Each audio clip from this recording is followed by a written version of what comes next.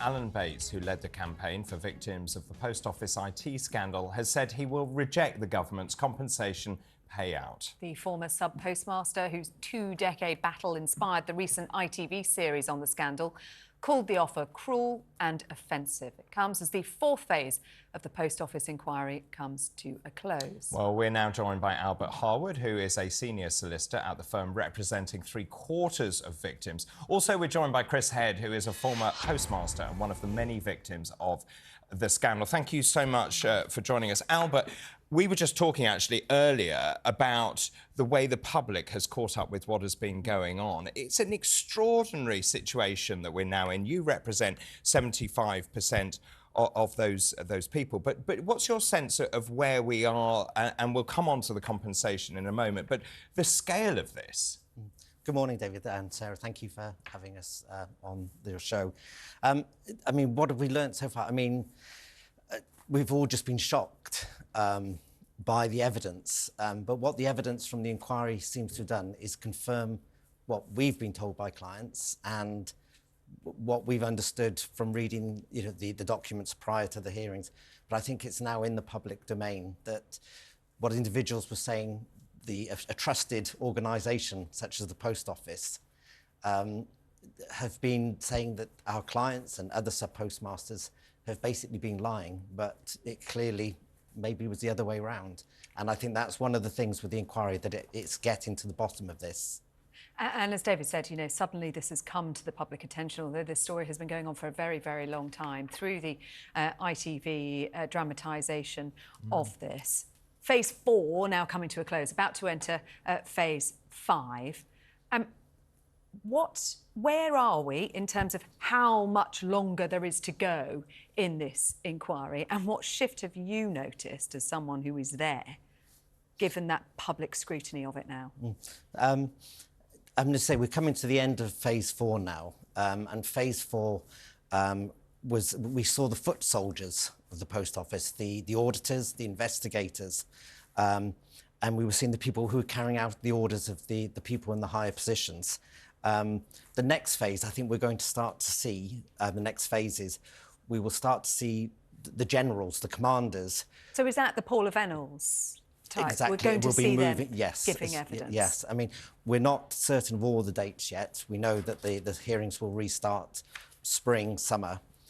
During that time, there'll be another barrage of disclosure from the Post Office of documents, and this is where the evidence comes from. So you still don't have it?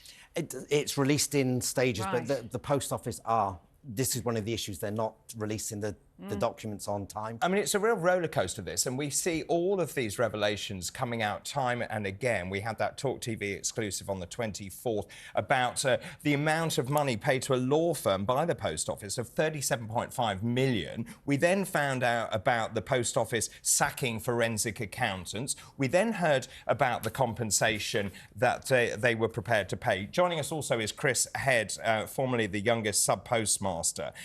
Chris, just in terms of the inquiry and where we are, Sarah was talking about it being in phase 4. We're moving into phase 5. What are your thoughts at this point? Well, I mean, as the inquiry's progressed, there's more and more revelations that's come to light. It's just when you think that you can't be shocked about something that would come out, you think that you've heard it all, there's something else that comes along and shocks you even further. Can I ask you, Chris, about compensation? Because Alan Bates received his compensation offer this week, and he described, the full and fair compensation that the government had promised, and said, actually, this is nonsense, this is cruel and derisory. Do you agree with him? What's your circumstances? Yeah, I mean, look, Alan's absolutely right. I put my claim in slightly before Alan's, and I actually got an offer back on the 28th of December, so just over a month ago. And it was the same thing. It was less than 15% of the value of the claim. Less than 15%? Less than 15%, yeah. Wow. So, we've said this is not figures that we've put together, that these are being put together by, professional forensic accounting experts with your tax records, with disclosure from both my side and the Post Office's side.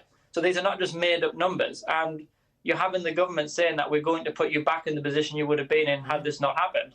But yet the offer letter that's sent out is basically telling us that we have no intention of doing that. And Albert, how do you square that? Because when you look at that compensation, the High Court awarded 58 million to the claimants. The legal fees took so much of that off, you were left with 12 million. When you divide that by all those people, they get £20,000 when their lives were ruined. This is really unfair. Well, this is one of the reasons the government and the Post Office has introduced the new compensation scheme. The problem with the compensation schemes that they've introduced, they're extremely complex, they're very, very slow, they're not listening to what sub-postmasters are telling, the evidence they're providing. These people have been waiting for 20 years for compensation. What they need is compensation, fair compensation, and they need it now. We have clients who are struggling day by day to make ends meet to buy food. I was reading that in December, the Post Office almost halved the amount they'd set aside for compensation because fewer than expected have won or brought appeals. I mean, is that because the process was just so difficult? I think that's one of the issues. I think one of the other problems is that the sub-postmasters have been through this traumatic experience and they're now finding it very difficult to deal with the people who infiltrated, who perpetrated this on them, to then have to go and speak to them to ask for the compensation. I think that's one of the big issues. And Chris, just coming back to you, in terms of the resolution of this, are you confident that you will finally be vindicated, that you will get the money and the compensation that you deserve after so many years? Well, we can only hope, you know, and the problem is that we're hanging on the word of the government and the ministers that they're going to promise to do that, but the reality is very different. And I hope that, you know, with the further highlighting of the problems that we're going through, that, you know, somebody will grab it by the scruff of the neck and say, look, we don't want to go back through the legal processes, you know, back and forth with Post Office and government lawyers and our lawyers until we get to some resolution. But, you know, why can't they look at the claims that are put in, that have been put together by professionals, and put a fair offer on the table much, much sooner? You know, I mean, we have the final review of people like Sir Ross Cranston, that he could be brought in now in order to bring a resolution before the rest of the other claims go forward. I mean, how long has this been going on for you, Chris? Since 2015, so almost 10 years. And what does that do to you in terms of trying to fight this for 10 years? It takes its toll, you know, because you think that, you know, when we had the High Court case in 2019, you really thought that was the beginning of the end. But unfortunately, here we are 4 years later and it's still going. And it's the mental toll. I mean, I'm lucky in the sense that I've been quite resilient, and obviously I've used the pressure from that in order to try and assist many other people. I've assisted over 150 people with their claims in one of the other schemes, the HSS scheme. So I've tried to garner the energy into assisting other people. Can I just ask you finally, Albert, just in terms of the money, the government says it will set aside £1 billion. How does that work then? Because clearly compensation needs to be paid. In your words, it needs to be paid, and it needs to be paid now. Yes, and I think this is the key point. I mean, justice delayed is justice denied. I think that's what we need to remember. And we need to be looking at all of us, there go I, but for the grace of God. And these people need to receive their compensation now, and it needs to be fair and it needs to be just. Yeah. Albert and Chris, thank you both very much indeed for talking to us Thank you very much this morning.